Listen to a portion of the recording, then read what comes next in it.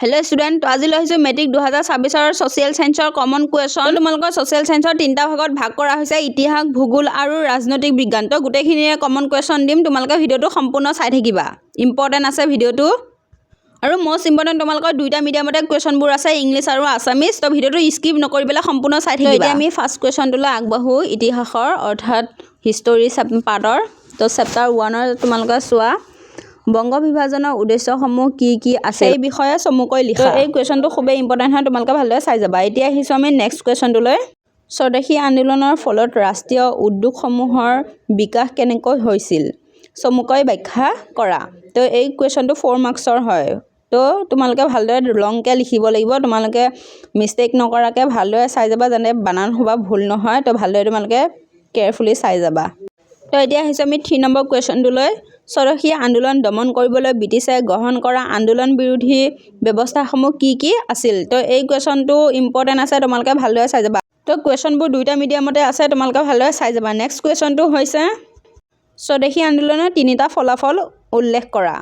তো এতিয়া আমি নেক্সট কুৱেশ্যনটোলৈ আগবাঢ়ো কি পৰিস্থিতিত ভাৰত ত্যাগ আন্দোলন আৰম্ভ কৰা হৈছিল আপুনি এই আন্দোলনক ভাৰতৰ স্বাধীনতা সংগ্ৰামৰ এক মাইল খুঁটি বুলি গণ্য কৰেনে তো এই কুৱেশ্যনটো তোমালোকে ভালদৰে চাই যাবা দুইটা মিডিয়ামতে আছে তোমালোকে ভালদৰে চাই গ'লে হ'ল নেক্সট কুৱেশ্যনটো হৈছে ভাৰতৰ জাতীয় সেনাবাহিনীৰ বিষয়ে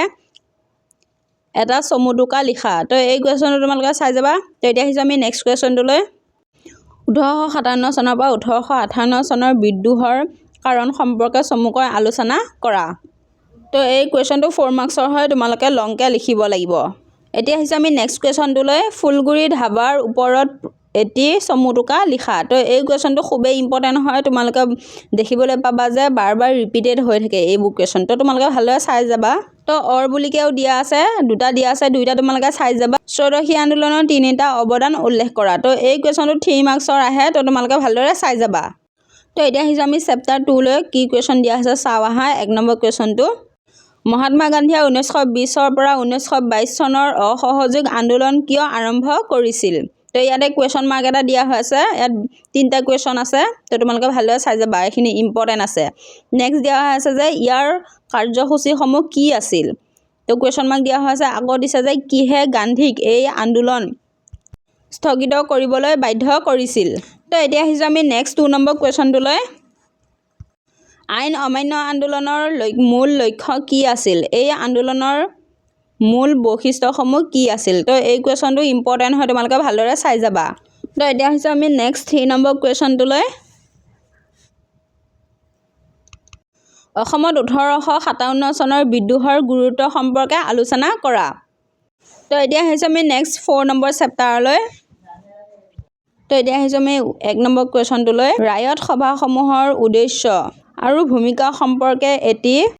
খতিয়ান দাঙি ধৰা তো এতিয়া আমি আহিছো 2 নম্বৰ কুৱেশ্যনটোলৈ স্বদেশী আন্দোলনত অসমৰ ভূমিকাৰ বিষয়ে সংক্ষিপ্ত বিৱৰণ দিয়া তো আজি এই ভিডিওটোত যিমানখিনি কুৱেশ্যন দিম তোমালোকে যদি ভালদৰে চাই যোৱা তোমালোকে ভালদৰে সোশিয়াল সায়েন্সত ভাল মাৰ্কছ স্ক'ৰ কৰিব পাৰিবা তো ভিডিওটো তোমালোকে সম্পূৰ্ণ চাই থাকিবা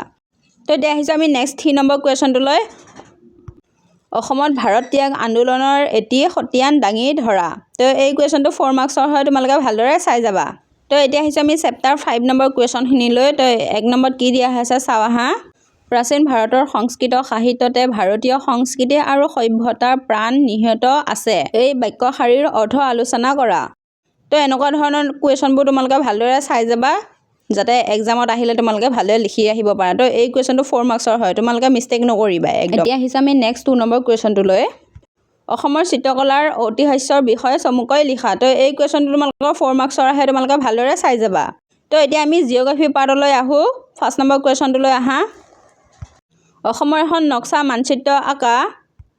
আৰু তাত দিয়াবোৰ যিকোনো দুটা নামসহ বহুৱা তো এই কুৱেশ্যনটো খুবেই ইম্পৰ্টেন্ট হয় বাৰ কুৱেশ্যন আহে এইটো তো তোমালোকে ভালদৰে যদি চোৱা দেখিবলৈ পাবা এই কুৱেশ্যনটো বাৰ ৰিপিটেড হৈ থাকে তো তোমালোকে মিছ নকৰিবা ভালদৰে চাই যাবা তো তোমালোকে মানচিত্ৰখন ড্ৰ কৰাৰ কাৰণে 2 মাৰ্কছ পাবা লগতে তোমালোকৰ মানচিত্ৰত দুটামান ঠাই বহাব দিব তো তাতে তোমালোকে 2 মাৰ্কছ পাবা তো দুইটা মিলি পেলাই 4 মাৰ্কছ হৈ যাব তো তোমালোকে 4 মাৰ্কছ পাবা তো কেতিয়াবা এছিয়াৰ বৃহত্তম চাহ বাগিচা দিব পাৰে আৰু কেতিয়াবা প্লাষ্টিক উদ্যোগ উদ্যানো দিব পাৰে তো এইখিনি তোমালোকে চাই যাবা বা 2011 চনৰ ভাৰতবৰ্ষৰ লোকপ্ৰিয় অনুসৰি ভাৰতত সৰ্বনিম্ন জনসংখ্যাৰ জিলা তো তো এইবোৰ তোমালোকে দেখিবলৈ পাইছা তো এনে ধৰণৰ দি দিব তোমালোকে ভালদৰে এইবোৰ চাই যাবা তো এনেকুৱা ধৰণৰ বহুত ঠাই আছে যিবোৰ তোমালোকক বহাব দিব তো তোমালোকে ভালদৰে চাই যাবা বেসিক্যালি আমি যিখিনি দিছো এইখিনিয়ে বেছিকৈ আহি থাকে তো এইখিনিয়ে তোমালোকে চাই যাবা তাৰ উপৰিও তোমালোকে যদি বেলেগ চাব বিচাৰা তো চাই যাবা সেইবোৰ আহি যাব পাৰে তো এইখিনি তোমালোকে ভালদৰে চাই যাবা ইম্পৰ্টেন্ট আছে তো এই ঠাইবোৰ বহুৱাতে তোমালোকে 2 মাৰ্কস পাবা তো এইখিনি তোমালোকে ভালদৰে চাই যাবা তো এতিয়া আহিছো আমি নেক্সট কোৱেশ্যনখিনিলৈ গোলকীয় উত্তাপ বৃদ্ধি কি ধৰণৰ সমস্যা সৃষ্টি কৰিব আলোচনা কৰা তো এই কোৱেশ্যনটো তোমালোকৰ গোলকীয় উত্তাপ কি এইটো 1 নম্বৰ আহিব বাকিখিনি তোমালোকৰ 3 মাৰ্কস আহিব তো মিলি পেলে 4 মাৰ্কস হ'ল তো এই কোৱেশ্যনটো তোমালোকে ভালদৰে চাই যাবা মোস্ট ৰিপিটেড হয় আৰু ইম্পৰ্টেন্ট হয় তোমালোকে ভালদৰে চাই যাবা তো এতিয়া আমি নেক্সট কোৱেশ্যনটোলৈ আগবাঢ়ো সম্পদ সংৰক্ষণ কাক বোলে সম্পদ সংৰক্ষণৰ 3টা পদ্ধতি সম্পৰ্কে সাপেক্ষে লিখা তো এই কোৱেশ্যনটো তোমালোকৰ 4 মাৰ্কস আছে তোমালোকে ভালদৰে চাই যাবা তো এতিয়া আহিছো আমি নেক্সট কোৱেশ্যনটোলৈ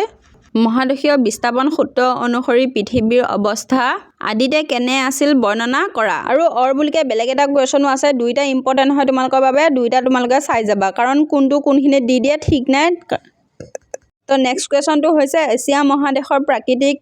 বৈশিষ্ট্যসমূহ আলোচনা কৰা তো এই কোৱেশ্যনটো 5 মাৰ্কসৰ কোৱেশ্যন দুইটা 5 মাৰ্কসৰ হয় তো তোমালোকে দুইটা চাই যাবা ইম্পৰ্টেন্ট আছে দুইটা মোস্ট ইম্পৰ্টেন্ট হয় তোমালোকে ভালদৰে চাই যাবা এতিয়া আহিছো আমি নেক্সট কোৱেশ্যনখিনিলৈ অৰ্থনৈতিক বিজ্ঞান অৰ্থাৎ পলিটিকেল সায়েন্সৰ কোৱেশ্যনখিনিলৈ আহো